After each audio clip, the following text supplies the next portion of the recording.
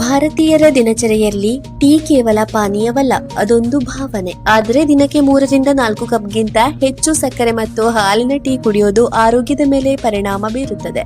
1 ತಿಂಗಳ ಕಾಲ ಟೀ ಸೇವನೆಯನ್ನ ನಿಲ್ಲಿಸಿದ್ರೆ ಮೊದಲ ದಿನ ತಲೆನೋವು, ಆಲಸ್ಯ ಅಥವಾ ಕೆಫಿನ್ ಕೊರತೆಯ ಲಕ್ಷಣಗಳು ಕಾಣಿಸಬಹುದು. ಆದರೆ ವಾರದ ಅಂತ್ಯದ ವೇಳೆಗೆ ದೇಹ ಅದಕ್ಕೆ ಹೊಂದಿಕೊಳ್ಳುತ್ತದೆ. 30 ದಿನಗಳಲ್ಲಿ ನಿದ್ದೆಯ ಗುಣಮಟ್ಟ ಸುಧಾರಿಸಬಹುದು. ಎದೆಯುರಿ ಮತ್ತು ಗ್ಯಾಸ್ಟ್ರಿಕ್ ಸಮಸ್ಯೆಗಳು ಕಡಿಮೆ ಆಗಬಹುದು. ಸಕ್ಕರೆ ಸೇವನೆ ಇಳಿಯೋದ್ರಿಂದ ತೂಕ ನಿಯಂತ್ರಣಕ್ಕೂ ನೆರವಾಗಬಹುದು. ಟೀಯಲ್ಲಿರುವ ಟ್ಯಾನಿನ್ ಗಳಿಂದ ಉಂಟಾಗುವ ಹಲ್ಲಿನ ಕಲೆಗಳು ಕಡಿಮೆಯಾಗುವ ಸಾಧ್ಯತೆ ಇದ್ದು ಹಲ್ಲಿನ ಆರೋಗ್ಯವು ಉತ್ತಮವಾಗಬಹುದು. ಕೆಫಿನ್ ಅವಲಂಬನೆ ಕಡಿಮೆಯಾಗುವುದರಿಂದ ಆತಂಕ ಮತ್ತು ಮೂಡ್ ಸ್ವಿಂಗ್ಗಳು ಇಳಿದು ಮನಸ್ಸು ಹೆಚ್ಚು ಶಾಂತವಾಗಿರಬಹುದು. ಟೀ ಬದಲಿಗೆ ಸಾಕಷ್ಟು ನೀರು, ಮಜ್ಜಿಗೆ ಅಥವಾ ಎಳೆನೀರು ಸೇವಿಸಿದ್ರೆ ದೇಹದ ತೇವಾಂಶ ಕಾಪಾಡಲು ಮತ್ತು ಚರ್ಮದ ಆರೋಗ್ಯಕ್ಕೂ ಸಹಕಾರಿ. ಆದ್ರೆ ಟೀ ಸಂಪೂರ್ಣ ಬಿಡಲೇಬೇಕು ಎಂಬ ನಿಯಮವಿಲ್ಲ.